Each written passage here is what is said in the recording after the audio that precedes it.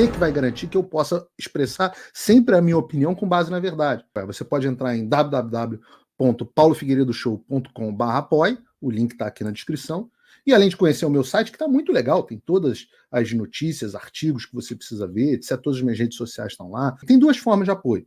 Uma baratinha, $7 por mês, que com o cupom de desconto que está aqui na descrição fica 5 por mês.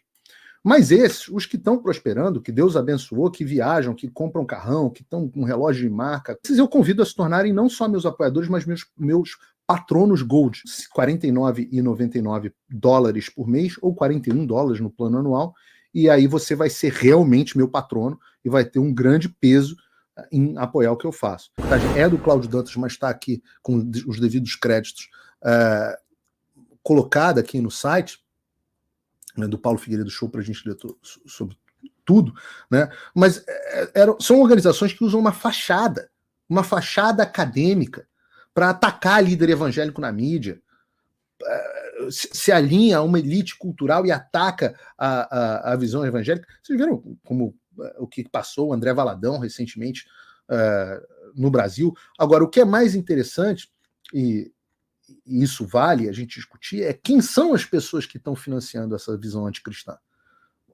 E quando a gente vai atrás, a gente encontra as mesmas organizações que financiam a agenda de censura do TSE. A Ford Foundation, por exemplo, e a Open Society, do Jorge Soros.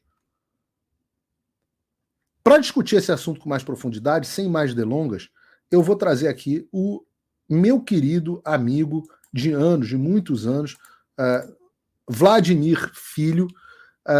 Vladimir, que faz comigo todos os domingos, para você que não sabe, o Estudo Bíblico Racional, onde nós estamos no episódio, 38, Vladimir? Tem mais de 35, né? Eu também não sei de cabeça agora. É muito tempo. Mais de 35, eu acho que 38. Estudos bíblicos.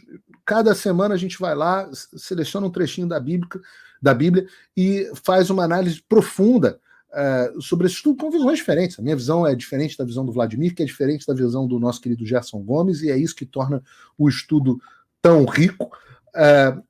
Vladimir, obrigado por ter aceitado participar aqui do Paulo Figueiredo Show. Eu queria perguntar para você que me trouxe essa reportagem no nosso grupo lá do Estudo Bíblico, te chocou ver o que está acontecendo? Boa tarde, Paulo. Boa tarde a sua enorme audiência. Primeiro dizer que é uma honra minha estar aqui contigo, é um prazer, né? Você sabe como eu te admiro, como eu acho que você faz um trabalho aí sensacional, e estar aqui podendo falar contigo e com a tua audiência, para mim, é uma honra muito grande. Paulo, sim e não, né? Aliás, já faço até aqui um insight, vocês estão nos ouvindo, quem já fez aí, quem é aluno do Fim da América e já fez o módulo 2 do Fim da América, sabe que nada disso é novidade, né? O Paulo mostra isso brilhantemente. O que, para mim, também achei, concordo contigo, a reportagem é super interessante, né? Como o Paulo colocou aqui, o Cláudio Dantas, ele joga a luz, ele puxa um fio de uma trama que é muito maior, né? Ele está jogando luzes ali num financiamento de um conluio, vamos dizer assim, de institutos de pesquisa, agências de informação e ONGs, supostamente cristãs, que promovem uma mesma pauta e recebem um mesmo tipo de financiamento, né, para passar uma agenda, né, uma agenda muito bem definida, inclusive. E o que chama atenção, dentre vários pontos aí, Paulo, você me diz aí quanto a gente quer conversar sobre isso, senão a gente fica aqui até amanhã falando. Mas, assim, o que eu acho interessante é da gente perceber como... Vamos caminhando, porque esse é um assunto muito importante, viu, Vladimir? Fica à vontade. Beleza. Eu acho, assim, o que está por trás daqui é um movimento que a gente chama de cristianismo progressista, né, que eu e você, inclusive, queremos explorar isso em outras searas, né, e a gente pode falar aqui um pouquinho sobre que movimento é esse. Mas o meu primeiro insight sobre essa questão é que a gente deve perceber que essas pautas, elas não são orgânicas. Assim, a força dessas pautas, né, elas não vêm da igreja. Elas não brotam de lideranças teológicas da igreja. Essas pautas, elas estão sendo empurradas para dentro da igreja por meio de um artifício mesmo, né? Algo artificial, né? Eu brinco assim, Paulo, assim, se você pega as pautas que esses institutos aqui colocam para frente, e a gente pode aqui comentar algumas delas, né, que, como você bem falou, é tentar taxar nas posições bíblicas tradicionais sobre casamento entre homem e mulher, sobre proibição de aborto, sobre a soberania de Jesus Cristo sobre todas as coisas, sobre a autoridade das escrituras, taxar nessas pautas o selo de fundamentalista, intolerante, fascista, né? E isso acaba sendo quase que um target, né? Naqueles que ainda têm a coragem, digamos assim, de se pautar sobre isso publicamente. Então, é como se essas produções, né, é um esquema. Você entra dinheiro para produzir pesquisas com um viés muito claro. Essas pesquisas, por sua vez, fornecem subsídios para artigos com verniz acadêmico, né, de supostos pesquisadores, PhD, seja o que for, que vão valer desses dados que foram produzidos por esses institutos. E esses artigos, por sua vez, vão ser colocados na mídia e na boca de pessoas influentes, né, para ressaltar isso aí, espalhar essas informações, né, sendo que todos esses elos estão recebendo recursos dos mesmos locais, né? E assim, eu vou dar um exemplo dos recursos, Vladimir, só para ilustrar o que você está dizendo, tá? Porque não é pouco dinheiro. Não. O NetLab recebeu ao menos 7,5 milhões do governo e de ONGs nacionais e internacionais para produzir papers com verniz acadêmico na tentativa de criminalizar a atuação digital de políticos e influenciadores de direita. Esse está falando da conexão que eu mencionei aqui no início do programa, porque a mesma turma que financiou a criminalização do discurso de direita e a censura nas redes sociais, né, através de papers acadêmicos, essa é a mesma turma que está financiando agora essa agenda de anticristã. Dentre os financiadores do grupo de pesquisa da UFRJ estão a Open Society Foundation, do Jorge Soros, a Ford Foundation e o Instituto Galo da Manhã. Essas mesmas entidades também integram um conjunto de patrocinadores do Instituto de Estudos da Religião, ICER, que nos últimos 5 anos, ICER parece até nome de divindade pagã, né, cara? Né? A deusa Iser, né? É verdade. Que nos últimos 5 anos embolsou cerca de 20 milhões de reais em doações dessas e de outras entidades via projetos firmados com poder público. As receitas do ISER se multiplicaram no período, saltando de 2,1 milhões em 2019 para 5,3 milhões em 2023. No ano passado, segundo o balanço da entidade, a Open Society Foundation do Jorge Soros e a Ford Foundation repassaram quase 3 milhões. São as maiores doadoras. O Galo da Manhã, outro instituto de esquerda, 110 mil. Outras somas importantes via Fundo Brasil de Direitos Humanos, que também atua como intermediário de doações. Eles usam, além do dinheiro, eles usam intermediários, e isso é muito comum. A Open Society Foundation, a Ford Foundation, a Oak Foundation, que é outra importante, que também patrocina o NetLab lá da censura.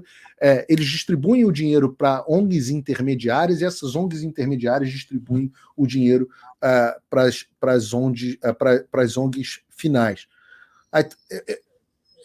É muito dinheiro, né? O ICER diz atuar na produção de conhecimento qualificado, na incidência do debate público e na articulação social, com ênfase na religião, sempre a favor de uma sociedade justa, inclusive sustentável, que já deveria ser aqui uma né? OSG, né? A pauta ESG dentro da igreja. Mas, Vladimir, que pautas são essas? Então, vamos lá. Por exemplo, né, eu abri aqui, eu tive cuidado de abrir o site dessa ISER e dar uma olhada nas publicações recentes deles, né? Então, se você pega as publicações recentes desse instituto, que, de novo, financiado pelo Soros e companhia, você vai ver artigos acadêmicos e papers como Religião, Democracia e Extrema-Direita, Direitos Sexuais Reprodutivos, Religião e Punição, Cristianismos e Narrativas Climáticas, catolicismo jurídicos antigênero, e vai tudo assim, né? E aí, se você pega e vê quem tá... por exemplo, eles têm uma publicação recente que também dá até uma certa repercussão, chamada Dicionário para Entender o Campo Religioso, que se você for entrar ali, misericórdia. E aí, se você pega quem... Eu vou tomar a liberdade, Vladimir, de abrir esse troço que você está falando, porque parece mentira. Então pois eu vou abrir. Cuidado na hora de abrir, porque isso é tóxico. Então. Não, eu sempre falo aqui pro pessoal da audiência e tal, para eles tomarem cuidado. Agora eles podem colocar o traje de hazmat deles, né? Aquele traje dos filmes americanos. Mas isso que você está falando é absolutamente verdadeiro. Deixa eu ver se eu consigo colocar. iser.org.br/publicações. Você vai dar uma olhada aí na. Tá aqui. Deixa eu botar. Peraí, deixa eu contar uma telinha bonita. Que não é conspiração. Não é. Se você clicar ali em publicações, aqui, ó, aí, ó. Cristianismo e narrativas climáticas, religião democracia e a extrema-direita, direitos sexuais e reprodutivos, religião e punição, catolicismos. Cara, isso aqui é muito, muito impressionante. Paulo, e a gente pode dar um passo além. Se você entra aí no site do ISER e vê quem são as pessoas que estão por trás, você vai ver que, por exemplo, o diretor de programa deles é uma figurinha carimbada no meio evangélico, quem é da igreja sabe quem é, chamado Ronilson Pacheco. O Ronilson Pacheco é alguém que tem uma coluna muito conhecida no meio da esquerda cristã no Intercept Brasil, né? E ele publica coisas como, né? Por exemplo, por que você precisa conhecer a família Valadão? Clã por trás da Lagoinha, que é negócio de target, né? Missões evangelizadoras têm que entrar no rol de investigados pelo genocídio Yanomami. Igrejas conservadoras são incubadoras da extrema-direita caso o governo Lula não mude a forma de lidar com elas. Vai nessa toada, né?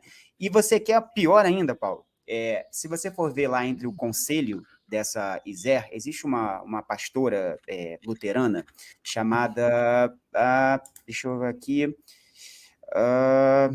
cadê o nome dela? Aqui, Luz Marina Garcia. A Luz Marina Garcia teve bastante repercussão no início do ano, porque ela fez uma carta direcionada ao Lula e à Gleisi, foi publicada até no Brasil 247. Se alguém tiver a coragem de abrir e jogar o nome dela, Luz Marina Garcia Brasil, carta Lula, vocês vão achar esse site lá. E ela teve, assim, pra você ver de quem a gente está falando, quem está recebendo recursos para publicar que tipo de coisa, né? Tá ela aqui na tela. E ela é uma pastora luterana, e aí, basicamente, ela propõe nessa carta duas coisas, né? Eu vou até citar aqui, ela fala o seguinte, olha, essa realidade, né, do fascismo e tal, aliás, Paulo, eu descobri uma expressão recente, a fascistização das igrejas, olha só que bonito, né? Ela fala o seguinte, que essa realidade precisa ser mudada, e aí diz, ó, para enfrentar essa realidade, é preciso incorporar teólogos e teólogas que tenham a capacidade de elaborar argumentos bíblico-teológicos que promovam a releitura do arcabouço conceitual. Bonito, né? O que ela está dizendo, né? Você me perdeu aí, Vladimir. Oi? Eu perdi aí, ficou confuso para mim esse raciocínio. Então, ela escreve uma carta ao Lula para dizer, né, por que o Lula não está dando atenção para as lideranças de esquerda evangélicas, que ele não está dando atenção para essa galera, que a galera ajudou ele a ser eleito e o Lula não dá atenção para elas. E aí ela descreve o que, na visão dela, é esse cenário das igrejas sendo cooptadas por forças de extrema-direita, é o que está no imaginário da esquerda, e ela propõe algumas soluções para isso, né, nessa carta que foi divulgada abertamente. E aí ela diz o seguinte, que para enfrentar essa solução, para enfrentar essa situação de supostamente a extrema-direita dominar as igrejas evangélicas, esse papo da esquerda, ela fala o seguinte, que para enfrentar essa situação, é preciso incorporar teólogos e teólogas que tenham a capacidade de elaborar argumentos bíblico-teológicos que promovam a releitura do arcabouço conceitual. O que ela está dizendo? Gente que vai ganhar dinheiro para escrever em publicações como essa aí, que a gente está vendo aqui. É isso que ela está dizendo aqui, que publicações como essa devem ser promovidas. E aí ela vai além.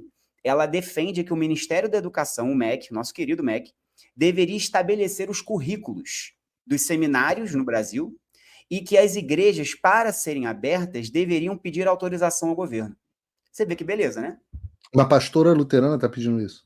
Isso, abertamente. De novo, nossa audiência aqui, joga o nome dela, Brasil 247. E não é orgânico, né? Ela está pedindo isso e está ganhando uma... Eu expliquei aqui no programa a diferença entre o orgânico e o organizado. Eu estava ouvindo. Eu vi que você estava aqui conosco. O Alexandre deveria saber essa diferença a essa altura do campeonato. Mas não é orgânico. É definitivamente organizado e muito bem pago. Sim. E esse é o ponto para mim, Paulo. Assim, gente distorcendo a Bíblia sempre houve. Desde que o mundo é mundo, né? Esse não é o ponto. Sempre vai ter gente propondo interpretações diferentes, tentando verter a Bíblia para se encaixar no que ela entende como correto. Isso aí sempre aconteceu. O que a gente está trazendo, o que essa matéria do Cláudio Dantas traz para a gente, que eu acho que é importante para a gente ter essa noção, é que o tamanho disso é artificial. Que isso existiria, mesmo sem ninguém ganhar dinheiro.